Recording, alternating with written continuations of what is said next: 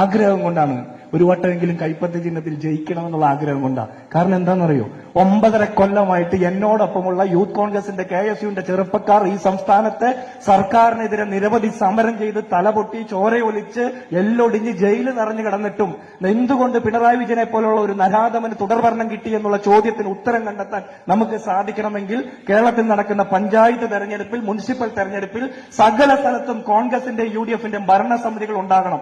Trial റണ്ണാണ്. ഈ തെരഞ്ഞെടുപ്പിൽ നമ്മൾ ജയിച്ചാൽ വൈകുന്നേരം ചാനൽ ചർച്ചയ്ക്ക് ഇരിക്കുന്ന മുഴുവൻ ആളുകളും, അവിടെ ഇരിക്കുന്ന മാധ്യമ സഖാക്കന്മാർ കോൺഗ്രസിനും UDFനും അനുകൂലമായിട്ടുള്ള ഒരു തരംഗം കേരളത്തിലുണ്ട് എന്ന് പറയും. അല്ലെങ്കിൽ അവന്മാരൊക്കെ പറയും പിണറായി 3.0 എന്ന്. 3.0 എന്ന് പറഞ്ഞാൽ 3 കഴിഞ്ഞിട്ട് കുത്തും കഴിഞ്ഞിട്ടുള്ള O എന്ന് പറഞ്ഞാൽ 0 ആണല്ലോ. ഇനി പിണറായിക്ക് ഒരു അവസരം കിട്ടിയാൽ ശബരിമലയിൽ ഇനി 0 പരിപാടി. ശാസ്താവിനെ പോലും ഒരു AKG സെന്ററിൽ കൊണ്ടുപോയി മറച്ചു വെക്കാതിരിക്കണമെങ്കിൽ നാട്ടിലെ സകല മനുഷ്യരോടും നമ്മൾ രാഷ്ട്രീയം പറയണം. എന്ത് രാഷ്ട്രീയം പറയണം? 5 വട്ടം കറണ്ട് ചാർജ് കൂട്ടിയത്, വെള്ളക്കരം കൂട്ടിയത്, ഭൂനികുതി കൂട്ടിയത്, കെട്ടിട നികുതി കൂട്ടിയത്, ഇങ്ങനെ ഇതെല്ലാം പറയണം. പെട്രോളിയത്തിന്റെ സെസ് കൂട്ടി 2 രൂപ, എന്നിട്ട് നമുക്ക് ക്ഷേമ പെൻഷൻ തരുമെന്ന് പറഞ്ഞു. 900 കോടി രൂപയാണ് കളക്ട് ചെയ്തുകൊണ്ടിരിക്കുന്നത്. പക്ഷെ ക്ഷേമ പെൻഷൻ 6 മാസക്കാലം ഇല്ലാതിരുന്നപ്പോ ആത്മഹത്യ ചെയ്ത കോഴിക്കോട്ട് ചക്കിട്ടപ്പാറയിലെ ജോസഫ് ഏട്ടനെ കേരളത്തിലെ പൊതുസമൂഹം മറക്കുമ്പോൾ നമ്മൾ ഓർമ്മിപ്പിക്കണം. ഇവര് 400 രൂപ വർദ്ധിപ്പിച്ചതിന്റെ പേരിൽ 14.5 കോടി രൂപയ്ക്ക് കേരളത്തിലെ മാധ്യമങ്ങളിലൂടെ പരസ്യം ചെയ്യുമ്പോൾ 400 രൂപ വർദ്ധിപ്പിച്ചത് കൊണ്ട് ഒരു മാസത്തെ കറണ്ട് ബില്ല് അടയ്ക്കാൻ പറ്റില്ല എന്ന് നമ്മുടെ വീട്ടിൽ അഭ്യർത്ഥനയുമായിട്ട് വരുന്ന മാർക്സിസ്റ്റ് പാർട്ടിക്കാരോട് തന്നെ നമ്മൾ പറയണം. 400 രൂപ വർദ്ധിപ്പിച്ചപ്പോ ഒരു മാസത്തെ കറണ്ട് ബില്ല് അടയ്ക്കാൻ നിങ്ങളെ കൊണ്ട് സാധിക്കുമോ, വെള്ളക്കരം അടയ്ക്കാൻ നിങ്ങളെ കൊണ്ട് സാധിക്കുമോ എന്ന് തിരിച്ചൊരു ചോദ്യം ചോദിക്കണം. ഈ സംസ്ഥാനത്തെ 64 ലക്ഷത്തിലധികം വരുന്ന സാധാരണക്കാർക്ക് CPMന്റെ പ്രകടന പത്രികയിൽ പറഞ്ഞത് പ്രകാരമാണെങ്കിൽ 54,000-ഓളം രൂപ, ഏകദേശം 34,000-ഓളം കോടി രൂപയാണ് 64 ലക്ഷത്തിലധികം വരുന്ന സാധാരണക്കാർക്ക് ക്ഷേമ പെൻഷൻ ഇനത്തിൽ സർക്കാർ വാക്ക് പാലിക്കാതെ കടം വെച്ചിരിക്കുന്നത്. അത് കൊടുക്കാൻ പറ്റൂല, അത് കൊടുക്കാൻ പറ്റില്ല. 400 രൂപ വർദ്ധിപ്പിച്ചു എന്ന് പറഞ്ഞാൽ നമ്മൾ ഓർമ്മിപ്പിച്ചോണം, കോഴിക്കോട് ജോസഫ്, ചക്കിട്ടപ്പാറ പഞ്ചായത്തിലെ ജോസഫ് ഏട്ടൻ ആത്മഹത്യ ചെയ്തത് 6 മാസക്കാലം ക്ഷേമ പെൻഷൻ കുടിശ്ശികയായപ്പോ പച്ചക്കറി കടയിലെ, പലചരക്ക് കടയിലെ, മെഡിക്കൽ ഷോപ്പിലേക്ക് കടം വാങ്ങിയ പണം കൊടുക്കാൻ പറ്റാതെ വന്നപ്പോ ആത്മഹത്യ ചെയ്തു. ഈ പൈസ അന്ന് കൊടുത്തിരുന്നെങ്കിൽ ആ ജോസഫ് ഏട്ടൻ ഇന്ന് സന്തോഷത്തോടെ അരിവാൾ ചുറ്റിയ നക്ഷത്രത്തിന് വോട്ട് ചെയ്തന്, അല്ലേ? അതിദരിദ്രർ ഇല്ല എന്ന് പ്രഖ്യാപിക്കാൻ മമ്മൂട്ടിയെ കൊണ്ടുവന്ന് 1.5 കോടി രൂപ ചെലവഴിച്ച് ഒരു വലിയ സമ്മേളനം നടത്തി. അതിന്റെ പിറ്റേ ദിവസത്തെ പത്രത്തിൽ വാർത്ത വന്നു, പട്ടിണി കിടന്ന ഒരു പാവം പിടിച്ച വീട്ടിലെ സ്ത്രീ മരിച്ച കാര്യം നമ്മൾ ഓർക്കുന്നുണ്ടോ? നമ്മൾ ഈ തെരഞ്ഞെടുപ്പിൽ ഇതൊക്കെ മറക്കുക. നമ്മൾ ഈ തെരഞ്ഞെടുപ്പിൽ ഇവരെല്ലാം പറയും ആരോഗ്യരംഗത്ത് അമേരിക്കയെ കവച്ചു വയ്ക്കാൻ പിണറായി വിജയൻ വിമാനം കയറി അങ്ങോട്ട് പോകുമ്പോഴാണ് അതിന്റെ 2 ദിവസം മുമ്പ് കോട്ടയം മെഡിക്കൽ കോളേജിന്റെ 3 നില കെട്ടിടം ഇടിഞ്ഞു വീണ് ബിന്ദു മരിച്ചത്. ഈ തെരഞ്ഞെടുപ്പിൽ ഇതുവരെ നമ്മളത് ചർച്ച ചെയ്തിട്ടുണ്ടോ? ശസ്ത്രക്രിയ ഉപകരണങ്ങളില്ലാതെ ശസ്ത്രക്രിയ മാറ്റിവെച്ചതിനെ കുറിച്ച് ചർച്ച ചെയ്തിട്ടുണ്ടോ? നൂലും പഞ്ഞിയും സൂചിയും ഇല്ലാതെ, മരുന്നില്ലാതെ, അല്ലെങ്കിൽ മറ്റ് സൗകര്യങ്ങളില്ലാതെ ആശുപത്രിയിൽ പോയി ചികിത്സിക്കുന്നവന്റെ കൂട്ടിയിരിക്കുന്നവർക്ക് പാമ്പ് കടിയേൽക്കുന്നതിനെ കുറിച്ച് നമ്മൾ സംസാരിക്കുന്നുണ്ടോ? ഏറ്റവും കുറഞ്ഞത് ഈ മഞ്ഞപ്പുറം സർക്കാർ ആശുപത്രിയിൽ വന്ന് 5 രൂപയുടെയും 10 രൂപയുടെയും ചീട്ടെടുത്ത് ഡോക്ടറെ കണ്ട് കുറിപ്പടി വാങ്ങി വീണ്ടും ഫാർമസിയുടെ മുമ്പിൽ ക്യൂ നിന്ന് മരുന്ന് വാങ്ങുന്ന മനുഷ്യരെ കൊണ്ട് കാലാവധി കഴിഞ്ഞ മരുന്ന് കഴിപ്പിച്ച പിണറായി വിജയൻ സർക്കാരിനെ നിങ്ങൾ ഓർക്കോ? ഈ തെരഞ്ഞെടുപ്പിൽ ഓർക്കോ? ലോകത്തിൽ 7 അത്ഭുതം ഉണ്ടെന്ന് പറയാ, പക്ഷെ ഞാൻ പറയും 8ാമതൊരു അത്ഭുതം ഉണ്ടെന്ന്. ഏതാണെന്നറിയോ? നമ്മളാ, മലയാളികളാ. 1650 കോടി രൂപയുടെ കാലാവധി കഴിഞ്ഞ മരുന്ന് കഴിച്ചിട്ടും ഇതുവരെ മയ്യത്താകാത്ത മലയാളികൾ ലോകത്തിലെ 8ാമത്തെ അത്ഭുതം. അക്കാര്യത്തിൽ 1ാം നമ്പറാണ് കേരളം എന്ന് നമുക്ക് CPM-മാരോട് പറയാം. നമ്മുടെ വീടിന്റെ പടിക്കെട്ട് കയറി വരാൻ വരുന്ന മുഴുവൻ LDFന്റെ, CPMന്റെ, CPIയുടെ ഒക്കെ പ്രവർത്തകരോട് പറയണം, നിങ്ങൾ എന്തിന്റെ പേരിലാണ് വോട്ട് അഭ്യർത്ഥിക്കാൻ വരുന്നതെന്ന്. എന്തിന്റെ പേരിൽ? ആരോഗ്യരംഗം താറുമാറാക്കി, അതുപോലെ വിദ്യാഭ്യാസ രംഗം. ഒരു കാര്യം കൂടി നമുക്ക് സൂചിപ്പിക്കാം, വിദ്യാഭ്യാസ രംഗത്തെ എണ്ണി പറയാൻ ഒരുപാട് കാര്യം അവർ പറയും, പറഞ്ഞോട്ടെ. പക്ഷെ ഉച്ചക്കഞ്ഞിക്ക് കാശില്ലാത്തത് കൊണ്ട് അധ്യാപകർ സ്ഥാനക്കയറ്റം വേണ്ടെന്ന് എഴുതി കൊടുത്തത് പിണറായി വിജയൻ ഭരിക്കുമ്പോഴാണ്. ഉച്ചക്കഞ്ഞിക്ക് പണമില്ല, ഉച്ചക്കഞ്ഞി വെക്കുന്നവന് ശമ്പളമില്ല. എന്തെങ്കിലും ആവട്ടെ, 500 രൂപയ്ക്ക് സിമന്റും മണലും വാങ്ങി ഒരു ക്ലാസ് റൂമിന്റെ തറയിലെ പൊട്ടലില് അത് വാരി തേച്ചിരുന്നെങ്കിൽ വയനാട്ടിലെ ഒരു 5 വയസ്സുകാരി ഇന്ന് ജീവനോടെ ഉണ്ടായിരുന്നു, 5ാം ക്ലാസ്സുകാരി. ആ കുട്ടിയുടെ അച്ഛനും അമ്മയും ആത്മാഭിമാന ബോധത്തോടെ CPM-ന് വോട്ട് ചെയ്യില്ലായിരുന്നോ? അപ്പൊ ക്ലാസ് റൂമിനകത്ത് പാമ്പ് കടിയേറ്റ് മരിക്കേണ്ട ഗതികേട് ഉണ്ടായതും കേരളത്തിലാണ്. 1ാം നമ്പറാണെന്ന് ഇവർ പറയാം. ആഭ്യന്തര രംഗത്തെക്കുറിച്ച് പറയേണ്ട നമ്മുടെ യൂത്ത് കോൺഗ്രസിന്റെ നേതാവ് സുജിത്തിനെ അടക്കമുള്ളവരെ പോലീസ് സ്റ്റേഷനിൽ കൊണ്ടുപോയി ഇടിച്ചു. പക്ഷെ അടിയന്തരാവസ്ഥ കാലത്ത് കാണാതെ പോയ രാജനെ കോൺഗ്രസുകാർ പോലും ഓർക്കുന്നുണ്ട്. പക്ഷെ പിണറായി വിജയൻ ഭരിക്കുമ്പോൾ 18 മനുഷ്യരെ പോലീസ് ലോക്കപ്പിൽ ഇടിച്ചു കൊന്നു. 46 മനുഷ്യരെ ഇടികൊണ്ടതിന് ശേഷം ലോക്കപ്പിന് പുറത്ത് മരണപ്പെട്ട നിലയിൽ കണ്ടു. ഇതൊന്നും നമ്മൾ ചർച്ച ചെയ്യുന്നില്ല. ആഗോള അയ്യപ്പ സംഗമം 8 കോടി രൂപ ചെലവാക്കി കാലി കസേരയെ സാക്ഷിയാക്കി പിണറായി വിജയൻ പ്രസംഗിച്ചപ്പോ കേരളത്തിലെ മാധ്യമങ്ങൾ പറഞ്ഞത് പിണറായി വിജയൻ സർക്കാരിന് 3-ാം ഊഴം വരുന്നു 3.0 എന്ന. ഒരാഴ്ച കഴിഞ്ഞപ്പോഴാണ് അയ്യപ്പന്റെ സ്വർണ്ണം അടിച്ചുകൊണ്ടുപോയ വാർത്ത വന്നത്. ഒരാളും മിണ്ടുന്നില്ല. ശബരിമല ശാസ്താവിന്റെ നൈഷ്ഠിക ബ്രഹ്മചര്യം നഷ്ടപ്പെട്ടു എന്നുള്ള ഉളുപ്പില്ലായ്മ പറഞ്ഞ എം സ്വരാജ് ഇന്നും CPM-ന്റെ സംസ്ഥാന സെക്രട്ടേറിയറ്റ് അംഗമാണ്. പമ്പയാറ്റിൽ വെള്ളം കയറിയ 2018 അവിടെ കന്നി അയ്യപ്പന്മാർ വരാത്തതുകൊണ്ട് മാളികപ്പുറത്തിന്റെയും ശബരിമല ശാസ്താവിന്റെയും കല്യാണം നടന്നു. അതുകൊണ്ട് നൈഷ്ഠിക ബ്രഹ്മചര്യം നഷ്ടപ്പെട്ടു എന്നാണ് എം സ്വരാജ് പറഞ്ഞത്. തിരുത്തിയിട്ടില്ല. അവിടെ ഒരുപാട് യുവതികളെ കയറ്റിയിട്ടുണ്ടെന്ന് പറഞ്ഞ എം മണി ഇതുവരെ തിരുത്തിയിട്ടില്ല. ശബരിമല ശാസ്താവിന് മാത്രമല്ല അവിടുത്തെ തന്ത്രിക്കും മേൽശാന്തിക്കും വരെ നൈഷ്ഠിക ബ്രഹ്മചര്യം ഇല്ലല്ലോ എന്ന് പറഞ്ഞ് ചിരിച്ച പിണറായി വിജയൻ തിരുത്തിയിട്ടില്ല. മോൻസൺ മാവുങ്ങളുടെ വ്യാജ മ്യൂസിയത്തിൽ അവർ തന്നെ പടച്ചെടുത്ത ചെമ്പോല വെച്ചിട്ടാണ് കൈരളി ചാനലും ദേശാഭിമാനി പത്രവും ആചാര ലംഘനത്തിന് യുവതികളെ പ്രവേശിപ്പിക്കാൻ പോയത്. അതും തിരുത്തിയിട്ടില്ല. അത് വ്യാജ ചെമ്പോലയാന്ന് പറഞ്ഞിട്ടില്ല. 1000 പോലീസുകാരെ അകമ്പടി നിർത്തി ആക്ടിവിസ്റ്റുകളെ പോലീസ് യൂണിഫോം ഇടിച്ച് സന്നിധാനത്തേക്ക് നടത്തിച്ച പിണറായി വിജയൻ സർക്കാർ ഇതുവരെ അത് തെറ്റിയില്ലല്ലോ. ബിജു അമ്മിണി, കനകദുർഗയും രഹന ഫാത്തിമയാണെന്ന് സന്നിധാനത്തേക്ക് പോയ യുവതികൾ അവരൊരിക്കലും വിശ്വാസികളല്ല. വിശ്വാസികളുടെ ഇടമാണ് ദേവാലയങ്ങൾ. വിശ്വാസികളല്ലാത്തവർക്ക് ടൂർ പോകാനുള്ള ഇടമല്ല എന്ന് പറഞ്ഞ് സമരം ചെയ്തത് കോൺഗ്രസും UDF-ഉം. ബിന്ദു അമ്മിണി CPM-ന്റെ സ്ഥാനാർത്ഥിയാണെന്നുള്ള വാർത്തകൾ വരുന്നുണ്ട്. അപ്പൊ ബിന്ദു അമ്മിണിയെ ഒരേ സമയം സ്ഥാനാർത്ഥിയാക്കുകയും ശബരിമല ശാസ്താവിന്റെ സ്വർണ്ണപ്പാളികൾ കടത്തുകയും ചെയ്യുന്ന പിണറായി വിജയൻ സർക്കാരിന് ഇനി ഒരു അവസരം കൊടുത്താൽ ഈ നവംബർ മാസം അടുത്ത ആഴ്ചയല്ലേ മാതാവിന്റെ പെരുന്നാൾ മഞ്ഞപ്പുറ നടക്കുന്നത്. നമ്മൾ പ്രദക്ഷിണത്തിന് പോകുമ്പോ കുറച്ച് സ്ഥാനാർത്ഥികൾ കാവൽ നിൽക്കണം പള്ളിക്കകത്ത് നേർച്ചപ്പെട്ടി കട്ടുകൊണ്ടുപോകാതിരിക്കാൻ വേണ്ടി. മാതാവിന്റെ രൂപം പോലും കടത്തി AKG സെന്ററിൽ മറച്ചു വെക്കാൻ സാധ്യതയുണ്ട്. സകല പള്ളിക്ക് മുമ്പിലും അമ്പലത്തിന് മുമ്പിലും നമ്മൾ ക്യൂ നിൽക്കേണ്ട കാവൽ നിൽക്കേണ്ട ഗതികേടിലേക്ക് കേരളത്തെ എത്തിച്ചു. വിശ്വാസവഞ്ചനയാണ്. ഇവിടുത്തെ ജനാധിപത്യ വിശ്വാസികൾ LDF വരുമ്പോൾ എല്ലാം ശരിയാകുമെന്നുള്ള മതിലെഴുത്ത് മുദ്രാവാക്യം വിശ്വസിച്ച് ഈ പിണറായി വിജയന് വോട്ട് ചെയ്തു. അവരോടുള്ള വിശ്വാസവഞ്ചന, വിശ്വാസികളായിട്ടുള്ള മനുഷ്യരോട് വഞ്ചന. എന്താ, നമുക്ക് പെൻഷൻ തരാതിരിക്കുമ്പോൾ, നമുക്ക് റേഷൻ തരാതിരിക്കുമ്പോൾ, രൂക്ഷമായിട്ടുള്ള വിലക്കയറ്റത്തിൽ ഗതിയില്ലാതെ നട്ടം തിരിയുന്ന മനുഷ്യർ സങ്കടത്തോടെ പോയി ആവലാതി പറയുന്ന അമ്പലങ്ങളിലും പള്ളികളിലും വരെ ഇവർ കക്കാൻ കയറുമ്പോ ആ കട്ടവരെ 6 വർഷക്കാലം പോറ്റി വളർത്തി അത് മൂടിവെച്ച പിണറായി വിജയൻ സർക്കാരിനെതിരെ ഇപ്പോഴെങ്കിലും നമ്മൾ മിണ്ടിയില്ലെങ്കിൽ മുഖ്യമന്ത്രി പ്രസംഗിക്കുമ്പോൾ ഹൌളിംഗ് ഇട്ട മൈക്കിന്റെ പോലും ജനാധിപത്യ ബോധം നമുക്കില്ല എന്ന് പൊതുസമൂഹം വിലയിരുത്തും. അതുപോരാ, നമ്മൾ സംസാരിക്കണം. കഴിഞ്ഞ കാലങ്ങളിലൊക്കെ പറഞ്ഞതുപോലെ സംസാരിക്കണം.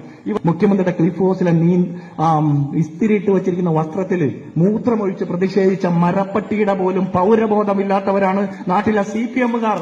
അപ്പോൾ നമ്മൾ സമരം ചെയ്തത്, നമ്മൾ സംസാരിച്ചത് സാധാരണക്കാർക്ക് വേണ്ടിയിട്ടാണ്. ഈ മുഖ്യമന്ത്രി 1,05,00,000 ആഡംബര വാഹനത്തിൽ നവകേരള സൃഷ്ടി നടത്താൻ വേണ്ടി വന്നപ്പോ കാലടിയിൽ ഒരു 5 വയസ്സുകാരിക്ക് പനി കൂടിയപ്പോ മെഡിക്കൽ ഷോപ്പിൽ പോയി ഒരു അപ്പനെ രാത്രി 10:30 വരെ പോലീസ് പിടിച്ചിരുത്തിയത്. നവകേരള സൃഷ്ടി നടത്തിക്കഴിഞ്ഞ് പിണറായി വിജയൻ പോയി. ആ കുട്ടിക്ക് മരുന്ന് മേടിച്ചു കൊടുക്കാൻ ഒരാളുണ്ടായില്ല. മറുപടി പറയണ്ടേ ഈ സർക്കാർ? ആലുവയിലെ ഗ്യാസ് സ്റ്റൗ കത്തിക്കരുത് ചായക്കടക്കാരോട് തിട്ടൂരം മുഴക്കിയത് പിണറായി വിജയന. കറുത്ത ഉടുപ്പിട്ടതിന്റെ പേരിലാണ് ഞാനൊക്കെ 10 ദിവസം ജയിലിൽ കിടന്നത്. അന്ന് പിടിച്ചു വെച്ച പാസ്പോർട്ട് ഇതുവരെ കിട്ടിയിട്ടില്ല. ബ്രണ്ണൻ കോളേജിന്റെ വരാന്തയിൽ ഊരിപ്പിടിച്ച വാളിനിടയിലൂടെ നെഞ്ചു വിരിച്ച് നടന്ന പിണറായി വിജയന് നമ്മളൊരു കറുത്ത മാസ്ക് വെച്ചാൽ, കറുത്ത ഉടുപ്പിട്ടാൽ, കറുത്ത കൊട ചൂടിയാൽ, കറുത്ത പാന്റോ കറുത്ത ഷൂവോ ഇട്ടാൽ പോലും പേടിയാണത്രേ.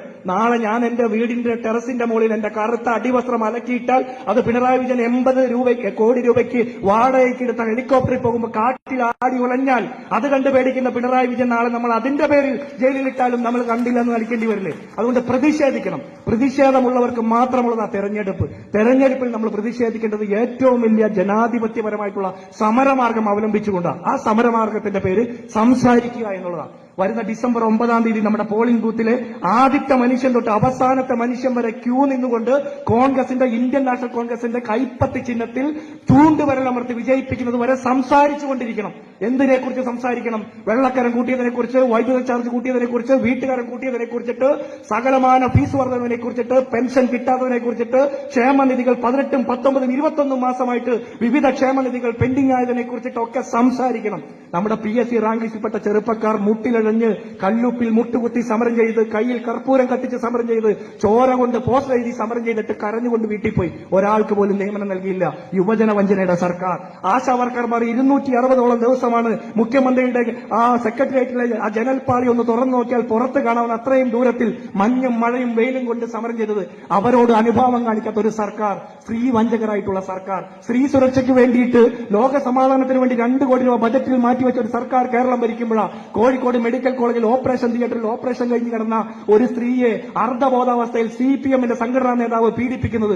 ആ വൃത്തികെട്ടവനെതിരെ പരാതി കൊടുത്തപ്പോ ആ മെഡിക്കൽ കോളേജിൽ ഒരേ ഒരാൾ മാത്രമാണ് ആ സ്ത്രീയോടൊപ്പം നിന്നത്, അവിടുത്തെ ഹെഡ് നഴ്സ്. അവരെ ഇടുക്കിയിലേക്ക് ട്രാൻസ്ഫർ ചെയ്ത് മാതൃക കാണിച്ചു പിണറായി വിജയന്റെ സർക്കാർ.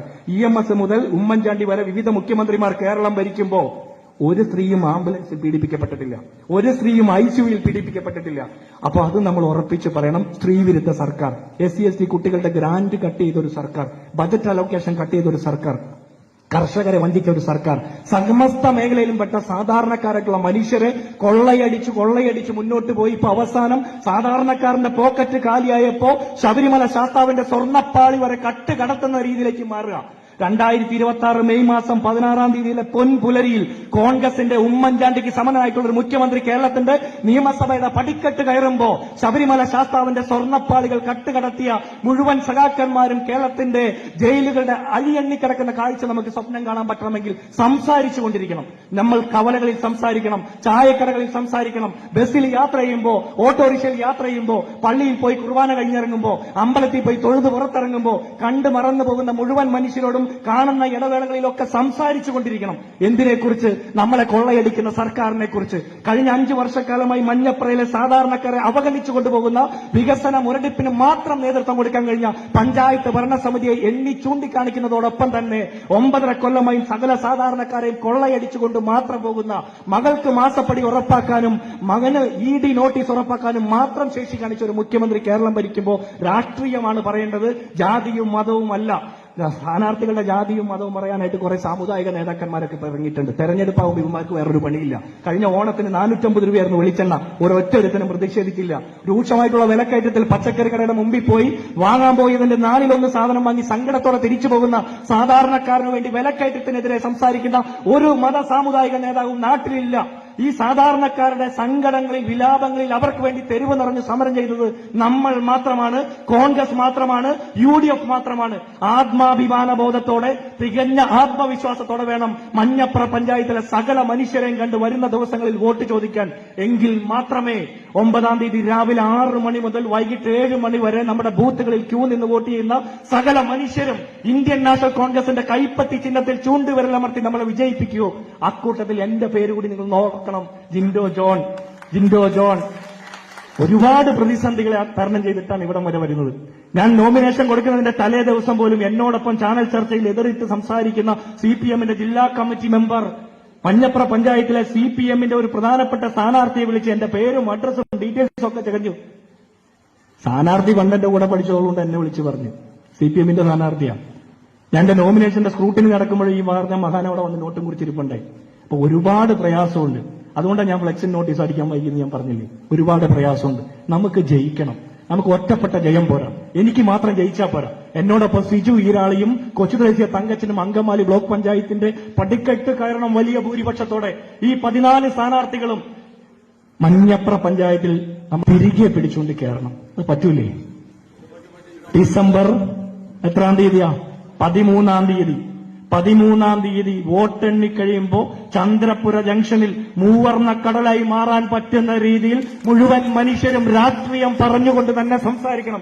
എങ്കിൽ മാത്രമേ 6 മാസങ്ങൾക്ക് അപ്പുറം വരുന്ന നിയമസഭാ തെരഞ്ഞെടുപ്പിൽ റോജി എം ജോൺ അങ്കമാലിയുടെ MLA ആയിട്ട് വിജയിച്ച് പറ്റുമെങ്കിൽ കേരളത്തിന്റെ ഒരു മന്ത്രിയായിട്ട് തന്നെ വരാൻ പറ്റുന്ന സാഹചര്യം സൃഷ്ടിക്കപ്പെടണമെങ്കിൽ അരാഷ്ട്രീയവാദം പറഞ്ഞുകൊണ്ട് നമ്മുടെ വോട്ടുകൾ ഭിന്നിപ്പിക്കുന്ന 2020 പോലെ, വർഗീയവാദം പറയുന്ന BJP-യെ പോലെ, അല്ലെങ്കിൽ വർഗീയവാദത്തിന് ഒത്താശ ചെയ്തുകൊണ്ട് വോട്ട് ഭിന്നിപ്പിച്ച് തുടർഭരണം അവകാശപ്പെടാൻ ഒളിച്ചു നടക്കുന്ന പിണറായി വിജയന്റെ സർക്കാരിനെ പോലുള്ളവരെ തൂത്തെറിഞ്ഞുകൊണ്ട് കേരളത്തിന്റെ നിയമസഭയുടെ പടിക്കയറ്റ് കയറുന്ന കോൺഗ്രസിന്റെ ഉമ്മൻചാണ്ടിക്ക് സമനായിട്ടുള്ള മുഖ്യമന്ത്രിയെ സ്വപ്നം കാണാൻ അർഹതയുണ്ടാവണമെങ്കിൽ ഈ പഞ്ചായത്ത് തെരഞ്ഞെടുപ്പിൽ നമ്മൾ സംസാരിച്ചു കൊണ്ടിരിക്കണം, വിജയിക്കണം. Thank U.